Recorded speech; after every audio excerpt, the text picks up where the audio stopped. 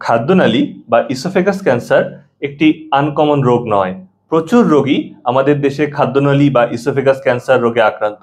যদিও আমাদের কাছে পর্যাপ্ত কোনো ডাটা নেই কত লোক খাদ্যনালী ক্যান্সারে আক্রান্ত, কিন্তু দেখা যাচ্ছে প্রচুর রোগী আমাদের কাছে এসে থাকে খাদ্যনালী ক্যান্সার নিয়ে। আমরা কি জানি কারা খাদ্যনালী ক্যান্সারে আক্রান্ত হতে পারে বা এই রোগের লক্ষণগুলো কি? সাধারণত 50 ব্যক্তিরাই খাদ্যনালী ক্যান্সারে আক্রান্ত হয়ে থাকে। যারা নিয়মিত ধূমপান করে, সুপারি বা তামাক পান করে, তাদের খাদ্যনালী ক্যান্সার হওয়ার সম্ভাবনা অনেক বেশি। খাদ্যনালীর ক্যান্সার হলে প্রথমত যেটা হয়ে থাকে, আপনার খাবার গিলতে সমস্যা হতে পারে। প্রথম দিকে দেখা যায় শুধুমাত্র পানি বা তরল জাতীয় খাবার গিলতে সমস্যা হয়।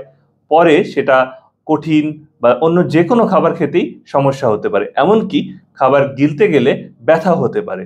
আবার অনেক সময় দেখা যায় হঠাৎ করেই কোনো কারণ ছাড়াই আপনার ওজন অনেক কমে গেছে। সেটাও হতে পারে খাদ্যনালীর ক্যান্সারের লক্ষণ। এরকম কোনো লক্ষণ দেখা গেলে অবশ্যই ডাক্তারের সাথে যোগাযোগ করবেন। খাদ্যনালীর ক্যান্সার যদি আগে ধরা পড়ে, তাহলে এর সম্পূর্ণ চিকিৎসা রয়েছে।